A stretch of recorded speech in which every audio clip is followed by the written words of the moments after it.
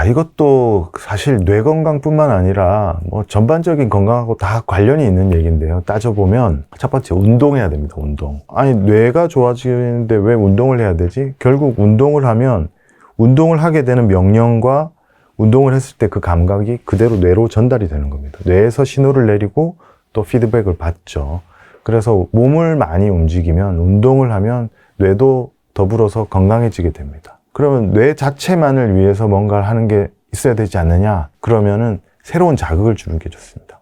안 하던 외국어 공부를 한다든지, 한 번도 해보지 않았던 악기를 새로 배운다든지, 뭐 이런 자극을 주면 뇌가 거기에 따라서 또 새로운 자극을 받아서 활성화되게 되거든요. 그래서 몸 측면에서는 운동, 그리고 뇌를 생각했을 때는 새로운 공부, 이런 걸 해주시면 좋습니다. 그리고 기본적으로 뇌에 공급이 돼야 되는 게 있죠. 물입니다. 물 뭐 맨날 먹는 건데 뭐 물 또 얘기하느냐. 물이 모자라는 경우가 많아요. 물이 실제로 우리가 지금 일하다 보면 물이 필요한 순간인데 물 마시는 것보다는 일에 집중하고 공부에 집중하고 그럴 때가 있잖아요. 그래서 실제로 필요한 양만큼 물을 못 마시는 경우가 꽤 있고, 또 나이가 들어서는 이 물 마셔야 되는 욕구, 갈증이죠. 갈증을 덜 느끼게 됩니다. 갈증을 느끼는 부위의 뇌도 노화가 되면서 갈증을 잘 못 느끼게 돼요. 그래서 물 먹는 때를 놓치는 경우가 있을 수 있습니다. 그래서 내가 물을 좀 자주 챙겨 마셔야 되겠다, 이런 의식을 가지고 하시는 게 좋고요. 그렇다고 해서 또 뭐 하루에 뭐 5리터씩 이렇게 드시면 그에 따른 부작용이 있을 수 있으니까 물을 또 너무 많이 드시면 안 되겠습니다. 그리고 뇌가 잘 활동을 하려면 꼭 해줘야 되는 아주 중요한 게 있습니다. 잠을 잘 자야지 뇌가 잘 돌아갑니다. 밤에만, 잘 때에만 뇌가 해야 되는 일이 있는데요. 첫 번째, 노폐물 걸러내는. 뇌가 자는 동안에 노폐물을 처리해내게 됩니다. 그런데 잠시간이 부족하다, 제대로 못 잤다, 질 높은 수면을 못했다, 그러면은 우리가 낮에 만들어졌던 노폐물이 충분히 빠져나가지 못하고 뇌에 쌓이게 되는 거죠. 그런 것 중에 베타 아밀로이드라는 게 있는 거고, 그 베타 아밀로이드는 치매를 유발하는 원인이 되게 됩니다. 그러니까 잠이 엄청 중요합니다. 또 하나는 자는 동안 장기 기억 저장을 하게 되거든요. 근데 이 장기 기억을 저장을 해야 기억력이 좋아지겠죠, 당연히. 그래서 뭐 학생들의 경우에 내일 시험이니까 오늘 밤샘하고 요거 외운 거 가지고 시험 쳐야지, 요 정도는 어떻게 될 수가 있습니다. 그런데 잠을 계속 부족하게 자면 고등학교 1학년 때, 2학년 때 공부했던 게 수능 시험 날에 기억이 잘 저장이 안 돼서 실력 발휘를 못 할 수가 있습니다. 그래서 잠을 잘 자는 게 그만큼 중요합니다.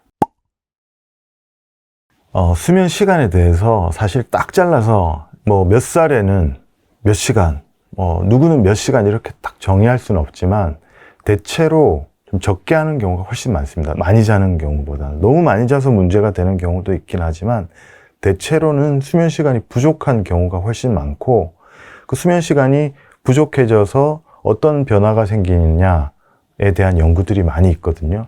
그래서 수면 시간이 부족해졌을 때 피부 노화가 생겼다, 뭐 이런 연구들도 많고, 기억력 장애, 치매가 잘 온다, 이런 연구들이 많이 알려져 있습니다. 그래서 곰곰이 생각해 보시면 다들 그럴 거예요. 내가 필요한 양보다 좀 적게 자는 것 같아. 다들 그렇게 생각하시는 경우가 많을 거니까 잘 잘 수 있도록 조금 애를 쓰셔야 되겠습니다. 그리고 제가 영양제 관련한 내용을 얘기할 때 다 별로 좋아하지를 않거든요. 왜냐하면 우리나라 사람들은 자꾸 많이 먹어서 생기는 문제를 다른 걸 또 먹어서 해결하려는 경향이 있습니다. 안 먹으면 좋은 것들, 음식들 쭉 다 얘기했잖아요. 그걸 지키는 게 훨씬 중요하고, 만약에 거기서 꼭 뇌에 필요한 뭔가를 보태줬으면 좋겠다, 요거는 부족하지 않았으면 좋겠다 하는 걸 꼽으라 그러면 그 중에 하나가 비타민 B입니다.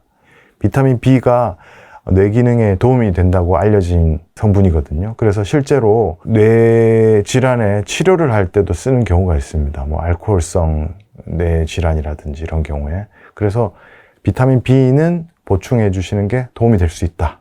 근데 그것보다 훨씬 중요한 거는 안 좋은 음식 안 먹는 거. 사실 이 맨발 걷기 열풍이 나타난 원인을 왜 갑자기 맨발로 걷는지를 제가 좀 봤더니, earthing, 지구하고 이렇게 접지해서 지구와 교감해야 된다, 통해야 된다, 이런 이론이 있더라고요. 그래서 그걸로 인해서 지금 막 열풍이 불고 있는데, 그게 진짜 그렇게 좋은 거면 맨발 벗고 다니던 원시인들이 우리보다 좀 더 건강하게 잘 살았어야 되지 않을까요? 근데 실제로는 그렇지 않거든요. 그 얼싱이라는 그 이론은 사실 정립되지 않은 이론이고 의학계에서는 터무니없다고 생각하고 있습니다. 또 이것도 그걸 맹신하는 분들이 있기 때문에 또 악플 좀 달릴 수 있는데 일단 할 말은 해야 되겠어요. 맨발 걷기 한다고 해서 특별히 더 좋아질 만한 건 없습니다. 오히려 아주 위험한 경우가 있는데 발에 상처 나는 경우에 치명적인 분들이 있어요. 당뇨 환자들은 발에 상처가 잘 낫지 않을 수 있기 때문에 그게 발단이 돼서 발을 절단해야 되는 일까지 생길 수도 있습니다. 그래서 당뇨 환자들은 특히 하시면 안 되고요. 맨발 걷기를 통해서 뭐 발바닥, 발가락 이런 것들이 자극이 돼서 내 몸이 좋아졌다 이렇게 얘기하시는 분들이 있는데 대부분 그분들 얘기 들어보면 평소에 안 걷던 분들, 운동 거의 안 하다가 갑자기 맨발 걷기에 꽂혀서 맨발 걷기를 하시는 분들이 있거든요. 맨발 걷기로 얻을 수 있는 상당 부분의 이득은 신발 신고 해도 다 할 수 있습니다. 걷기 자체의 효능에 대해서 좋은 점이 있는 거죠. 그래서 꼭 맨발로 걷기보다는 신발을 신고서도 바른 방법으로 뒤꿈치부터 시작해서 닿아서 걷고 발가락 근육도 충분히 써주고 이런 좋은 방법으로 걸으면 꼭 맨발 걷기를 하지 않더라도 건강에 도움된다. 이렇게 알려드리고 싶고요.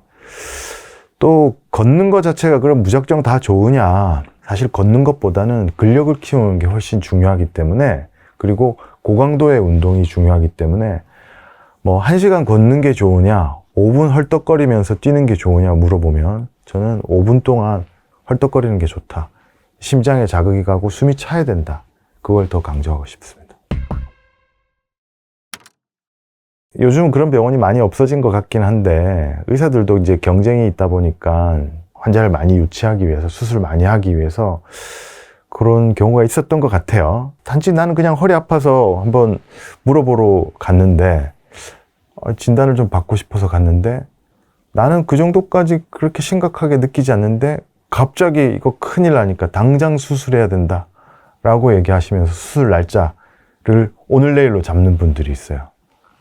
그런 데는 피하시는 게 좋을 것 같습니다. 왜냐하면 허리 디스크를 예로 들면 허리 디스크의 응급 상황은 딱 그런 겁니다. 운동마비, 그러니까 뭐 다리가 안 움직여서 발이 움직이지 않아서 마비가 생겼다. 그런 경우는 빨리 수술해야 되는 게 맞습니다. 그렇지만 운동마비가 없다면 단지 아프거나 저리거나 한 정도로는 허리 디스크, 허리 협착증은 응급 상황이 아닙니다. 그렇기 때문에 그렇게 빨리 결정하실 문제가 아니고 오늘 진료 보고 바로 내일 수술할 필요 없습니다. 그래서 막 겁주고 당장 수술하자고 하는 병원은 저는 가능하면 피하라고 합니다. 또 그런 병원들이 있어요. 이거는 나밖에 할 줄 모르는 비법이다, 뭐 비방이다. 이 치료로 모든 게 해결될 것처럼 얘기하시는 분들이 있어요. 의사들 중에서. 그런 병원은 피하시는 게 좋을 것 같습니다. 요즘 정보가 다 이렇게 공유가 되는 세상이고 의사들은 특히나 학회에서 치료에 대해서 다 공유하고 있기 때문에 교과서에 실리지 않는 최신 치료 기법들도 대부분 공유하고 있거든요. 그래서 나만 할 수 있다. 이 치료법으로 모든 게 다 된다. 이런 것들은 대부분 잘못된 말일 가능성이 많고 환자들을 현혹하기 위한 수단일 가능성이 많기 때문에 그런 병원이나 의사는 피하시는 게 좋을 것 같습니다. 사실 CT가 암을 유발한다는 이야기가 있잖아요. 실제로 맞긴 합니다. CT 포함해서 방사선 많이 맞으면 암을 유발합니다. 그래서 암 때문에 방사선 치료받았던 분들이 그 방사선으로 인해서 또 다른 암이 발생하는 그런 경우들을 볼 수 있는데 보통의 경우는 아주 방사선 양이 많은 방사선 치료 같으면 엄청나게 양을 많이 주잖아요. 그러니까 위험해지는 거지만 CT 한두 번 찍는 거 가지고 암을 걱정해서 꼭 필요한 경우에 CT를 찍지 않는 것은 잘못된 행동입니다.